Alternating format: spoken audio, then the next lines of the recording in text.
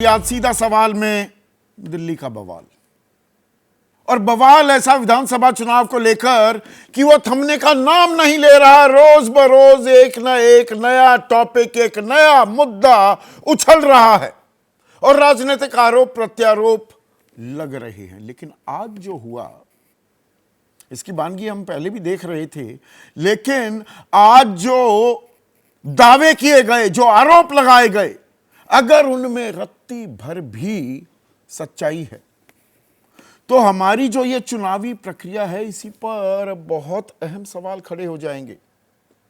चुनाव का मतलब क्या होता है? आप, मैं, हम अपने प्रतिनिधि चुनकर भेजते हैं, वो विधानसभा हो या लोकसभा, ताकि वो आपकी, मेरी, हमारी महत्वाकांक्षाओं को, अपेक्षाओं को, आकांक्षाओं को तवज्जो देते हुए हमारे सरोकारों पर चर्चा करें और देश की दशा और दिशा तय करें, और राज्य की भी। इसलिए हमारे वोट की पारदर्शिता और निष्पक्षता बहुत अहम हो जाती है। लेकिन अब दिल्ली में एक और बात पर हंगामा मच गया है, और वो हंगामा इसलिए मचा है कि आम आदमी पार्टी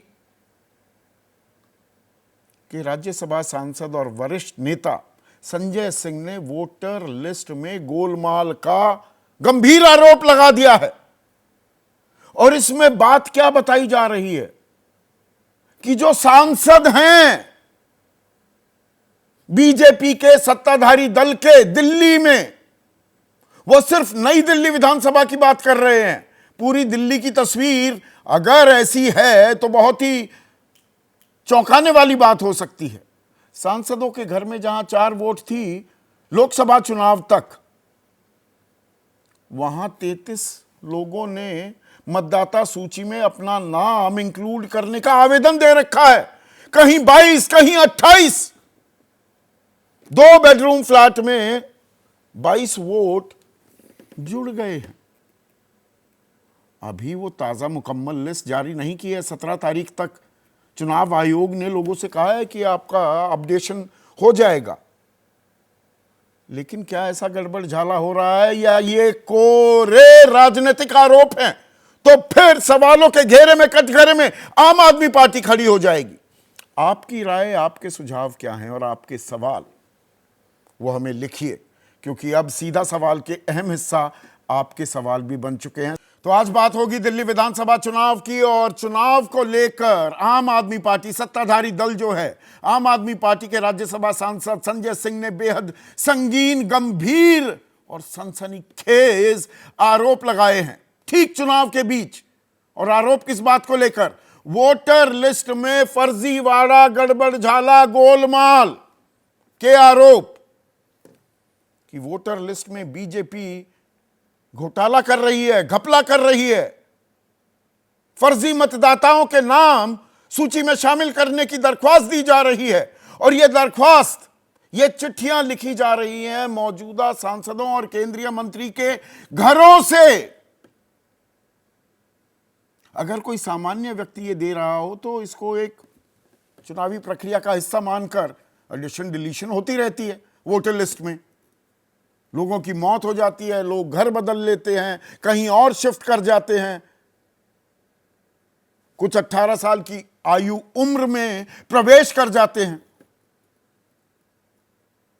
पर सनसनीखेज जो ये आरोप है, इन्हें सच माने तो अभी हमें ये मालूम ही नहीं। संजय सिंह दावा करते हुए और आरोप लगाते हुए ये कह रहे हैं, चुनौती दे रहे हैं कि जाकर चुनाव आयोग में आप पता कर लीजिए कि ये आवेदन दिए गए हैं या नहीं दिए गए हैं। तो इसमें सबसे पहले नाम किसका आ रहा है? परवेश वर्मा। आजकल बहुत सुर्खियां बटोर रहे हैं अरविंद केजरीवाल के खिलाफ।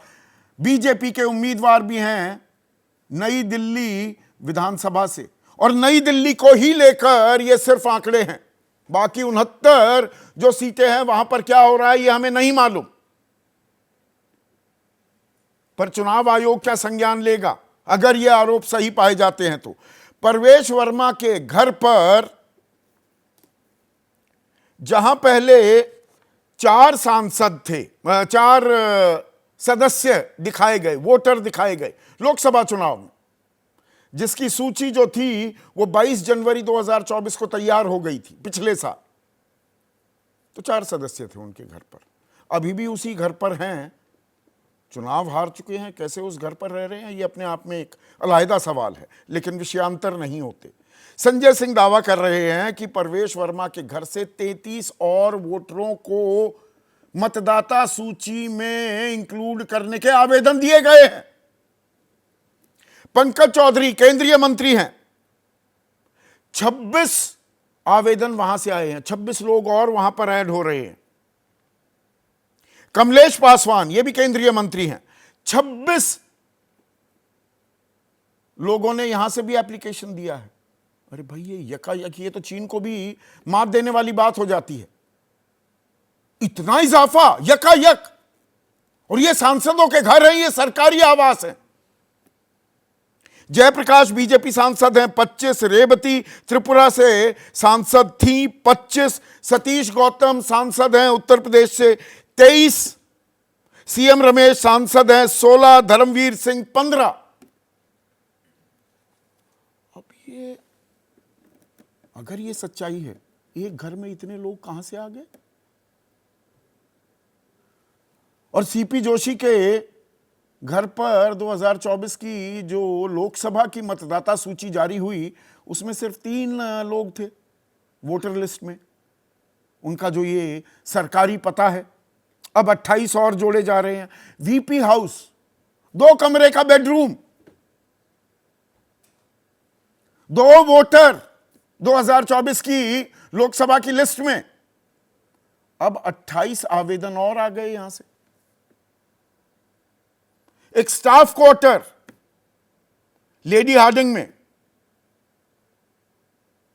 5 वहां पर मतदाता सूची में शामिल थे लोग 2024 के लोकसभा चुनाव की, अब 44 आवेदन और आ गए। अब ये ऊपर से दिखता है तो ये तो बहुत बड़ा गड़बड़ झाला दिखता है, पर चुनाव आयोग अभी क्या इसके बारे में स्पष्टीकरण देता है वो देखने वाली बात है। पर इन आरोपों पर जबरदस्त हमलावर मुद्रा में दिखे हैं संजय सिंह। सुनिए संजय सिंह को।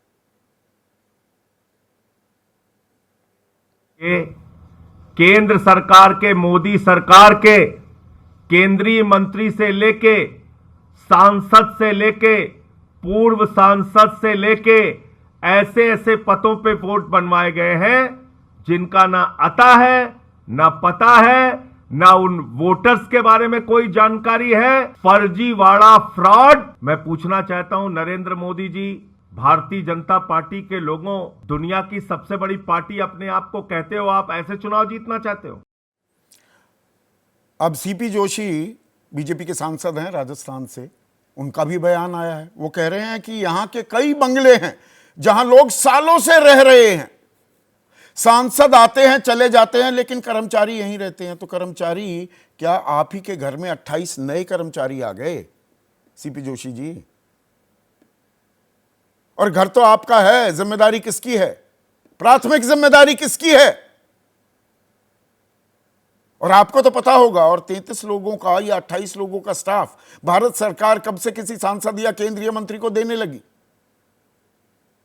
या दरअसल यह आपराधिक मामला भी बन जाता है।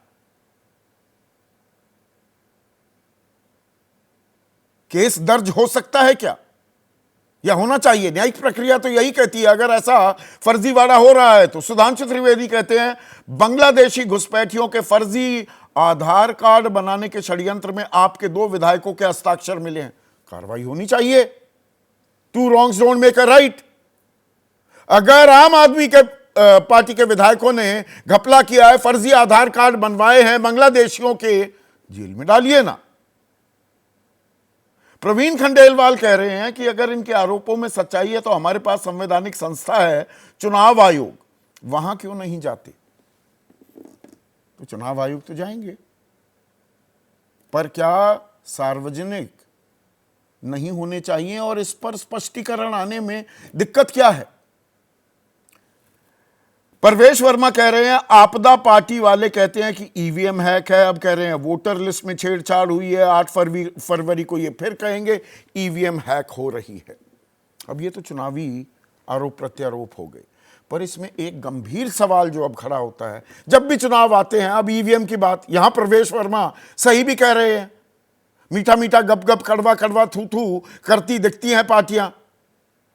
234 इंडिया गठबंधन अगर सीटें ले गया लोकसभा चुनाव में तो बम बम थे, बल्ले बल्ले थे, ईवीएम में कोई दिक्कत नहीं थी। महाराष्ट्र हरियाणा में चुनाव हार गए तो कांग्रेस को ईवीएम में खामियां दिखाई देने लगी।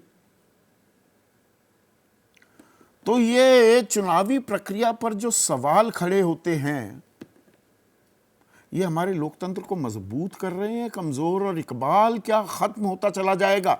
ऐसे में सरकारों का और जनता का भरोसा, जनता जनार्दन आप मैं हम सब, चुनावी प्रक्रिया की विश्वसनीयता पर क्या खत्म होता जा रहा है? और यह बात इतनी सरल भी नहीं है। इसमें एक और बात जुड़ जाती है महाराष्ट्र में कि भाई वोटर लिस्ट में ऐसे इजाफा क्यों हो रहा है।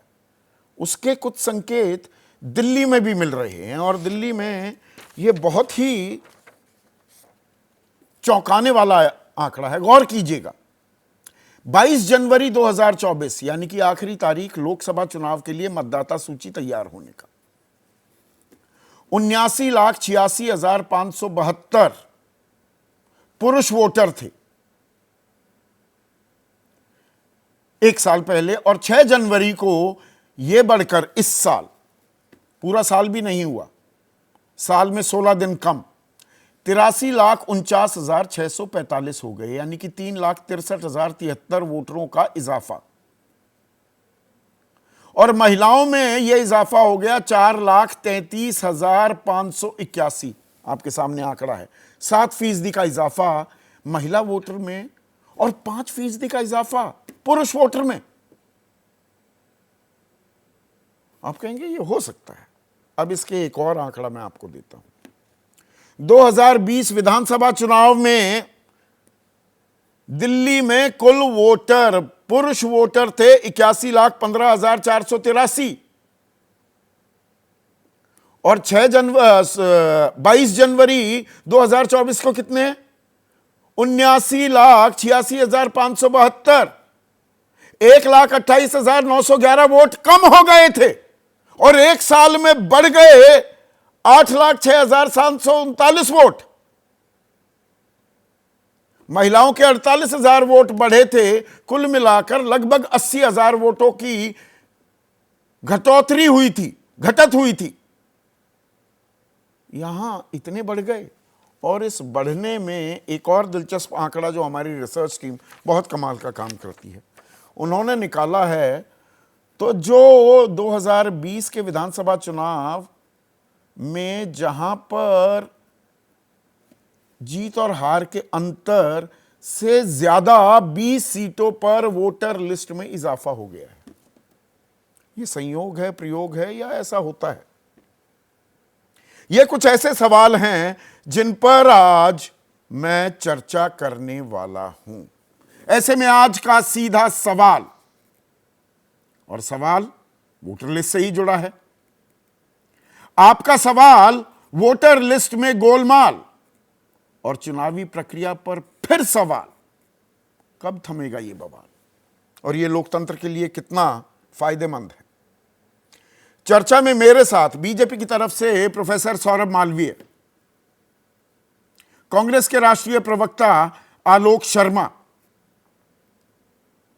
आम आदमी पार्टी के सांसद हैं, मुख्य प्रवक्ता हैं, मुख्य रणनीतिकारों में से एक हैं, संदीप पाठक भी इस चर्चा में जुड़ने वाले हैं, लेकिन फिलहाल उनके एक और राष्ट्रीय प्रवक्ता ऋतुराज झा मेरे साथ हैं। आदेश रावल इस पैनल में सबसे युवा लेकिन तजुर्बा अच्छा खासा है, पत्रकार हैं। वरिष्ठ पत्रकार राकेश शुक्ला, वो चर्चा में जुड़ चुके हैं। और देश के सबसे बड़े चुनावी विश्लेषकों में से एक संजय कुमार भी इस चर्चा में जुड़ गए हैं।